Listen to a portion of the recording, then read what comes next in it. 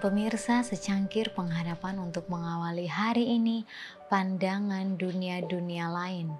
Dia yang telah membuat bintang Kartika dan bintang Belantik yang mengubah kekelaman menjadi pagi. Amos 5 ayat 8. Surga adalah suatu tempat yang indah. Saya rindu berada di sana dan memandang Yesus saya yang indah itu, yang menyerahkan nyawanya karena saya dan diubahkan kepada petanya yang mulia. Bahasa apa yang dapat digunakan untuk menyatakan kemuliaan dunia yang akan datang? Saya haus akan sungai hidup yang menyemarakan kota Allah kita. Tuhan telah memperlihatkan kepada saya dunia-dunia lain. Sayap diberikan kepada saya dan seorang malaikat menyertai saya dari kota itu ke suatu tempat yang indah dan mulia. Rumput di tempat itu hijau dan burung-burung di sana berkicau dengan merdu. Penghuni tempat itu bentuknya sama, perawakan mereka mulia, agung dan tampan. Mereka betul menunjukkan citra Yesus dan wajah mereka berseri-seri dengan kesukaan kudus. Sebagai kesan kebebasan dan kebahagiaan tempat itu, saya menanyakan salah satu dari mereka apa sebabnya mereka kelihatan begitu tampan melebihi mereka yang berada di bumi. Jawabnya ialah, kami hidup dengan teguh menaati hukum-hukum Allah dan tidak jatuh dengan pelanggaran seperti mereka yang ada di bumi. Kemudian saya melihat dua pohon yang satu tampaknya sama dengan pohon kehidupan yang ada di kota itu. Kedua pohon itu tampaknya indah, tetapi yang satu buahnya tidak boleh dimakan mereka.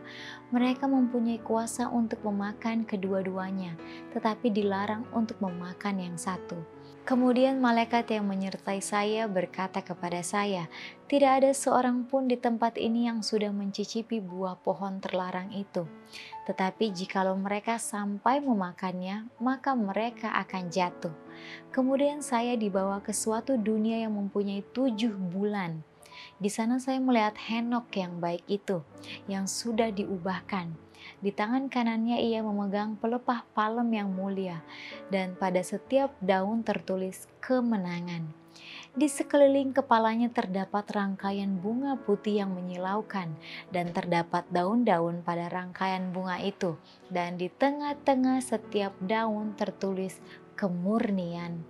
Dan di sekeliling rangkaian bunga itu terdapat batu-batu yang berwarna-warni yang bercahaya lebih terang daripada bintang-bintang dan memantulkan sinar kepada huruf-huruf dan menjadikan huruf-huruf itu besar.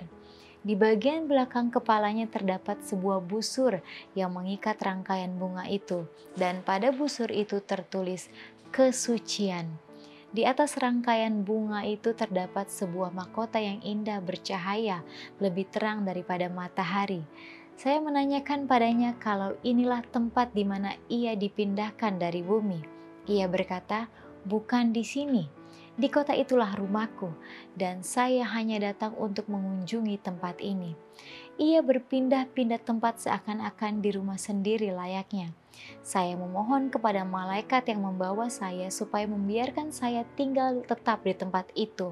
Saya tidak tahan memikirkan kembali lagi ke dunia yang gelap ini.